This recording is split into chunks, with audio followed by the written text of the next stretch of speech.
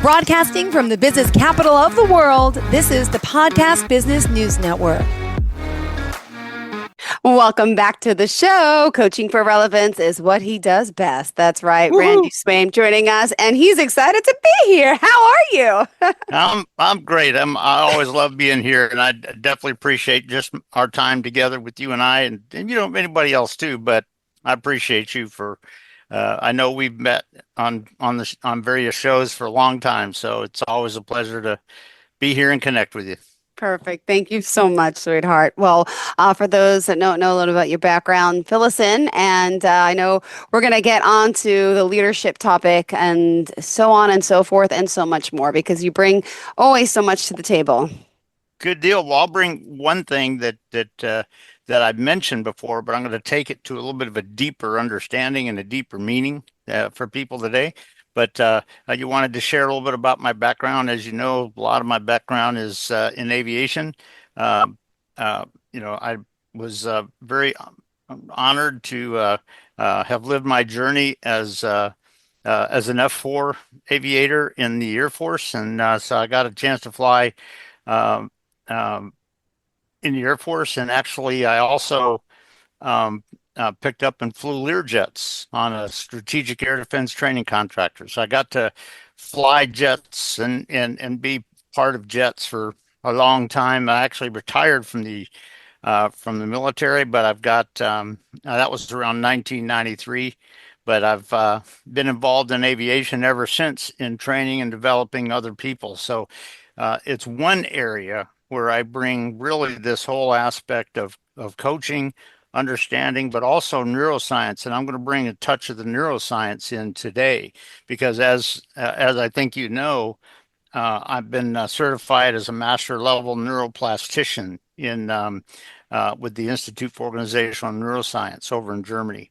And so I'm going to be bringing all of that aspect and really when I'm developing and certifying and training jet pilots, guess what? That's one area where I bring a lot of this but I also can bring it to leaders and people on this show and and all that kind of stuff. So and as you know, just the Hollywood documentary movie, I've been told that it looked like it was going to be ready to go around the end of this week. And so it looks like it's getting real close to that moving forward and then getting out there for people. So just a golly gee whiz. Hello. Yeah. Can There you you hear go. me? Perfect. There you go. Just cut out at the end. All right. Thank you so much. And Okay. what are we, focusing on for today? Where did you want to begin? Well, I'll tell you what, I'll begin here, and some of the people that have perhaps watched the show before have probably heard me say this one little aspect. But what I'm going to do today is kind of take it to sort of a deeper level aspect of it. And when you're talking about leadership and things of that nature, a lot of people kind of don't understand it clearly and all that kind of stuff. But when you're talking about leading for people, it is not what you get out of it. It's it's the difference you're making. But when you take that and you take it to one more official aspect, that true leadership is not necessarily about you dictating to people and pointing fingers and telling them what to do and all that kind of stuff. That true leadership aspect is really about what you are modeling for your team and how are you really showing that. You've heard me say this before, maybe a couple of people that have watched the show routinely or whatever, kind of thing may remember me saying this, but the finest leader with whom I've ever served was at the time Lieutenant Colonel Richard B. Myers in the Air Force. He was our squadron commander with the 335th Attack Fighter Squadron, but he also was, you may remember the name because he was also selected in 2001, I think it was, to be the first Air Force chairman of the Joint Chiefs of Staff, and he was a general at that point. And But I tell people, and in fact, it's even included in my autobiography, that he is the finest leader with which I've ever served and learned from.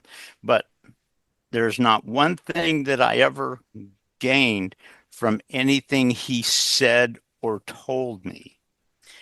What where I learned from this and what was really valuable is what I observed and how he interacted with his people, how he did what he needed to do, even if there were some maybe challenging situations that came up or whatever.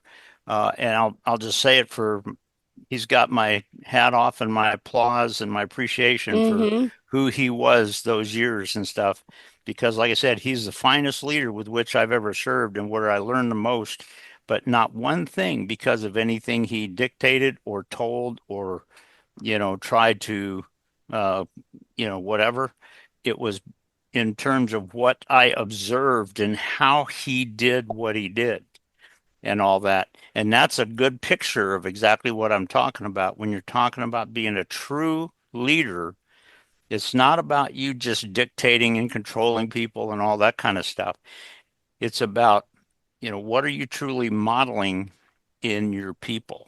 And Yeah. what are you modeling for your folks that make them want to connect? And I think people may have remembered me saying something on this in a previous show on neuroscience.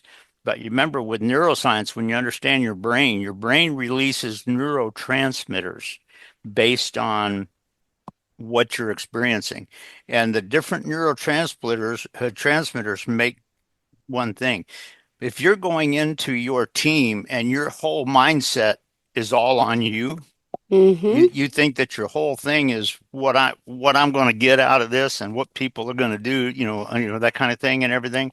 If that's your only focus, what you don't realize is you're not you're not getting your people to want to be on your team. You're not letting your people want to really make this work. What you're, in one sense, what you're doing when you do that is you're engendering the neuroplasticity, or the neuroscience chemical of norepinephrine. And what norepinephrine does inside of you, it Yep. creates either the fight where you want to Uh-huh. resist or just shut everything aside and walk away, kind of thing. That's that part of it. But if all you're focused on is pointing fingers and dictating and controlling and all that, you're not modeling true leadership and you're not generating within your people what is really good to go. And the bottom line is if you connect with your people, and I'm going to mention a couple of aspects where this is so critical. But when you're connecting with your people, but you don't just go with this, shut up and, do what I tell you. And you know what, here, this is about me and all that. You never want to go there.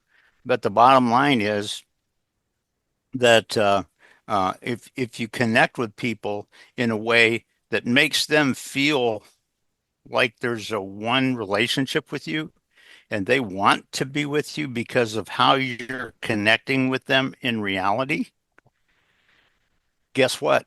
In here, you can generate the neurotransmitter of oxytocin. And what oxytocin does, it's the chemical within your mind and your body that makes you feel a level of synergy and oneness and real team. And you know what? What a lot of people kind of forget is that that's a key aspect of this whole thing. If your whole focus in your management style, if your whole focus is the people are just supposed to obey me because I'm their boss and that's the only thing you're thinking about, guess what? You're not getting to the place where you truly want to get. And you're not making the synergy happen, the oneness. And here's the thing, when your people want within themselves, want to be a part of you, and want to make this work right and want success to come out of this, guess what? You're doing a lot better when that's what they're experiencing.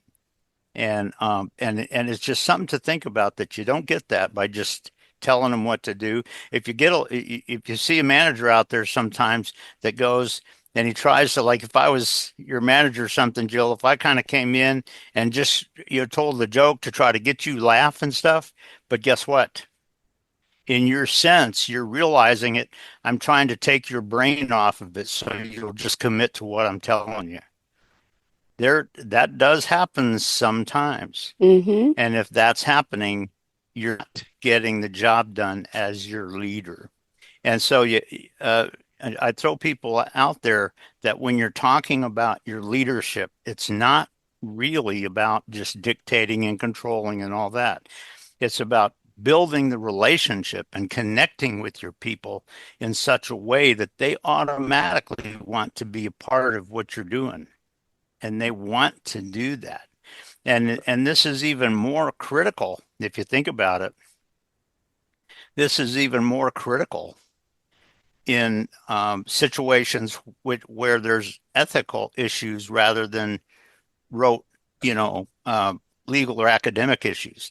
Sometimes what you're trying to accomplish out of this may be an ethical situation rather than a, real judicial situation or whatever. And ethical, when you think about ethics, it's a little bit different.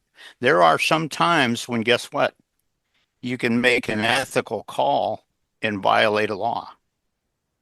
And Yeah. there's a lot of other times where you cannot do that. And so having some aspects about that, but you know what? When you're in a rapidly changing environment, which is aligned with my organizational maneuverability concept, having clarity on that is so key.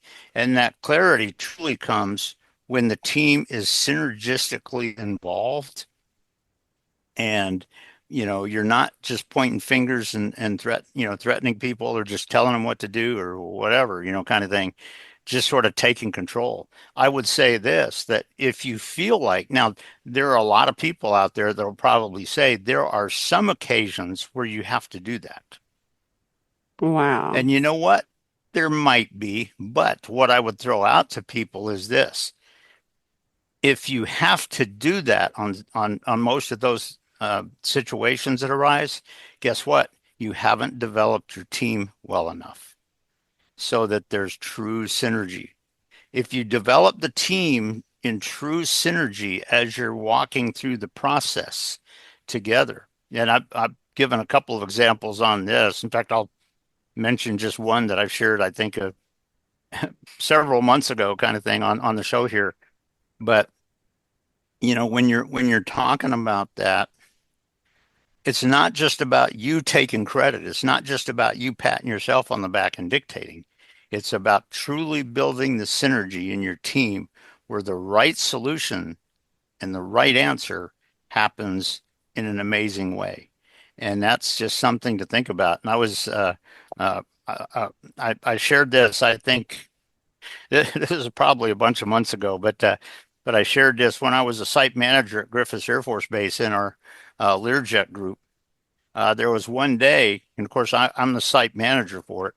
We were having a time in our sort of operational area where everybody on the team was in there doing things, but they were having a conversation, and I could tell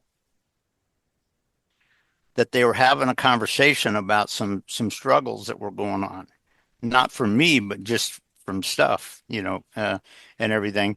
But as a manager, I'm standing there and I hear where they're going, and because of my awareness of this and the leadership, I said, this is a good discussion for them to explore. Yeah. I'm gonna let them explore it. And I just stood there. And what was amazing is sort of at the end of the discussion, and it took probably 5 or 6 minutes, kind of thing. At the end of the discussion, a guy that was a friend of mine, because he was a fellow Air Force guy, we flew, in the same airplane and all that kind of stuff in the fighter communities and everything. But he had a tablet and a pen, and he went, okay, and he walked over and sat down on a chair at a desk, and he's starting to write notes. But what he realized is the boss is standing here. And Mm. halfway down in the chair, he froze, he stopped, and he just looked up at me, and he didn't ask anything, but I knew what he was doing.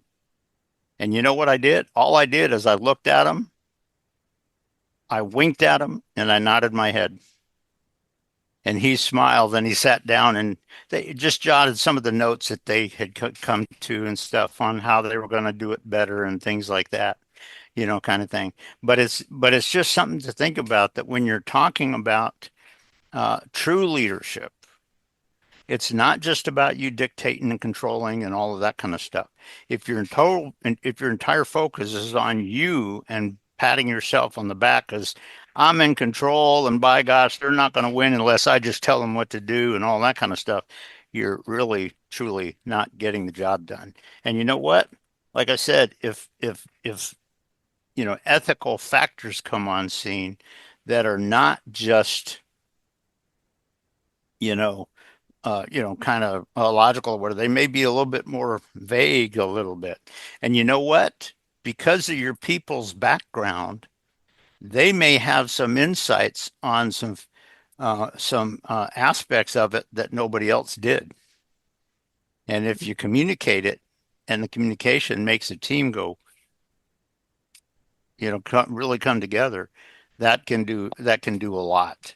But the bottom line is probably one of the big questions that I'll ask people that are listening is, in your team, how do you need to do that differently, perhaps?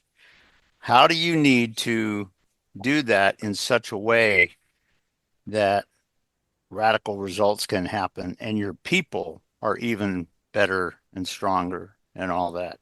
And not just focused on applauding yourself. I will tell you, when you talk about the neurotransmitters in neuroscience, one of the things that drives a lot of people kind of in various societies and stuff is what I refer to as the dopamine fix. And you remember, dopamine is the chemical that your brain releases when it's all Mm-hmm. about you. And I call it, I refer to it as the dopamine fix, because if that, as the manager or as the leader, if that is your focus, guess what? You're not being a leader. And like I said, leaders are not just telling them what to do all the time. Now, are there some times where maybe that's necessary? Maybe. But you know what? If you have to do that 1 out of 10 times, what are you going to do before and after? No. How are you going to make people grow and gain their insight for a future event if something happens, kind of thing, where you don't have to just step in and point fingers and things. And so it's this aspect of growing your team. But again, when you look at the concept of true leadership, it's not just about you. It's not just about you getting what you want. It's not just about you, making them do what you want in your goals and everything. And it's not just focusing on you No. and telling them what to do. True leadership is when you're modeling for the team in such a way that your team wants to be a part of what you're doing. They want to be a part of this team. I want to be involved in this. You know what? Yeah, I want this. Yeah, kind of thing. And so for people that are listening, uh, I would just simply throw out that is a key aspect of true success in almost any area of today's society. It's not about you controlling, it's not about you dictating, it's not about you telling people to make sure they're thinking exactly like you do. You know what? Very, very often it's good situations when they're not thinking exactly the same as you, but going in the right direction. And and these are just things that when you're talking about leading your people, it's not about telling them what to do. It's not about controlling them. It's not about just dictating to them. What it is, it's about modeling true behavior and success in such a way that they experience it differently and Yeah. go into that. And I will tell you this, that at the facility that I train and certify in over at DFW Airport here and stuff, um, it's sort of amazing how many, with so many people across the building, it's amazing how when we, when we pass, it's like, hey, kind of thing. We just have a real connection there momentarily of hello, and there's a sense where people really appreciate you and they experience your appreciation of them and everything, and that is huge. And I'll also just tell one other thing, and that Mm-hmm. is that my boss over there, um, and I will tell you, I won't give her name because I haven't asked her if I can use it or whatever, but just in case, I appreciate working for her and all that kind of stuff. But I will say this: that there's uh, one of the things that she and I have said a number of times along the way. As I looked at her and I said, "You know what? Great to be a team with you." And Yeah. she looks at me and she goes, "Likewise, Randy. Likewise." And to actually experience that and to build that kind of an experience in your people, not just on you, but where they're experiencing it on each other as well. You know what? The way you get that is not by just telling them what to do. The way you truly lead that is by modeling it in such a way that people have a sense of the experience of it and makes them want that to be what the center of what's going on. So it's really interesting on this when you think about this aspect of true leadership. It's not just about dictating and controlling. It's really, what are you modeling truly? Because if all you're doing is talking to people and telling people, you're modeling something that you don't want to be the center of your team. Yeah. If your entire focus is just on yourself, that's a problem. But the true leadership is critically important with your teams, because when they're truly working together and they truly experience that aspect of real synergy and oneness and all of that, guess what? Sometimes some radical results can happen that you would have never expected. And you know what? Your bosses are going to applaud you because you were effectively the leader of the team. But you know what? Is how you get there is a little bit different than a lot of people think. And so it's just something to think about when you're talking about the true aspect of leadership. Yeah. And as I mentioned, it's actually very much more aligned, even in situations that may involve certain unethical things, where sometimes where you may have to kind of deviate from something, or have clarity on kind of exactly what you're going to do and how and why, and all of that. And uh, so it's just something to think about with that. It's sort of a deeper thought, but when you think about this aspect of leading teams, it's not just you telling them, it's what are you modeling? Because I'll tell you what, if you're modeling it in the right way and such that they want to be a part of that within themselves, that's where radical results can Yeah. happen. And that is true leadership. So I just leave that with people as a thought for today, and giving some sort of a picture of that. Thank you for always providing a beautiful picture of this. And if people do want to reach out to chat with you, to talk to you more about your programs, or just to chat, right? Because you're so modest. Yeah, yeah, yep. But you do this is for a living. But you're so kind. How would we Thank find you. you? Then you also got to tell us about the book and the movie update before we go.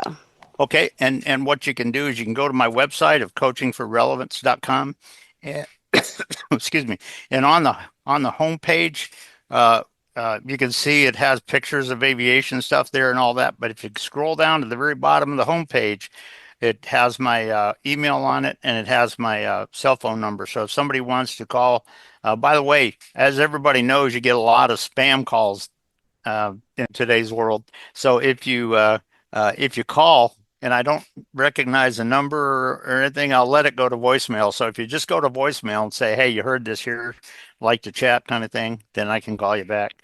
But you can send an email or give a quick call. As you said correctly, you won't get sales pitches from me. Now, I will say this, that if you come up with the need, Mm-hmm. yeah, we'll come up with something, but I don't go there. I just have a conversation with people. And so that'll be good. And then just really quick, as you asked, the autobiography is on Amazon. And I will say this, the people that have read it have made some amazing comments about it, just about my autobiography, my story of life, professional, personal, and all of that. And the story is bring freedom to potential.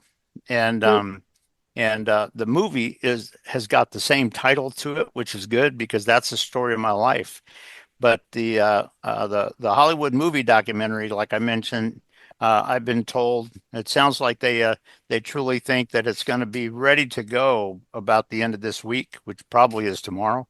Um, and then I know we're going to be looking at uh, uh, the marketing aspect of it, of where they're going to be posting it, which is on a lot of places out there. It's my understanding that they're going to be posting it on HBO and Netflix and a lot of those places out there. Uh, and then one of the things is you may know this, Jill, but probably toward the end of August, Yeah. um, I'm going to be flying up to New York City to go into a professional television studio, and uh, I'm going to be interviewed about my movie and all that kind of stuff. And so I'm humbled with that, but that's where all this is going. I just and I'll tell you, it's not about me. It's not meant to call attention to me. It's meant to provide some benefits to people that they can kind of perhaps apply in their life journey and get really Perfect. some amazing results. So it's just I'll just share this, as you probably have heard me say before. 20 years after I'm dead and gone, and I take my Mhm. last breath, it doesn't matter to me if people don't remember my name. But what I hope is that they remember there was this guy about 20 years ago or whatever that brought out this insight, and you know what? I brought it into my life, and it's made a huge difference. And Beautiful. that's the legacy that I want to leave behind. Not my life, not calling attention to myself, but just bringing the value, bringing the freedom. And you know what? Even after I take my last breath, if people watch the movie and make an application, oh yeah, cool. Thank you so much, Randy. Can't wait to see you. I'm off next week. I'm not sure if you'll be with Steve or not. I'm going to Florida with my boys, but hopefully I'll catch you then in 2 weeks from now. I hope, okay? If Well, not, I'll see tell you you in what, person. we'll look for it, and I'll tell you what, I hope you have an incredible, safe trip with your family, kids there and Thank stuff, you. It should and be I hope you fun. have an incredible time. And just know my mind will be on you a little bit, hoping you're having a wonderful time through the week. And Thank you. I I'll look appreciate forward to that. seeing that, and I'll be looking forward to seeing you here back in about 2 weeks. Beautiful. Thank you so much. Sounds good. Have a fantastic day and always a pleasure having you, darling. Thank you.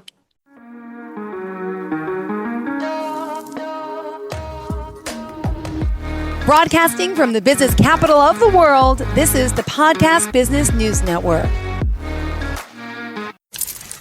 Let's go inside the mind of a 10-year-old. I should have worn those earrings today. I like those earrings. Gabby has those awesome earrings. I need to ask her where she got those, but that's just what she would want me to do. I'll have Michaela ask her for me. Buckle up, Sarah. Yeah, but then Michaela will be like, why don't you just ask her yourself? That's just like Michaela. Sarah, buckle up. Michaela's such a great name. I wish I was called Michaela. There's like a dozen Sarahs in my class. Hey, we're not hitting the road until you buckle up, honey. Oh yeah, seatbelt. I forget sometimes because my brain is like busy, you know? I wonder if there's pizza at school today.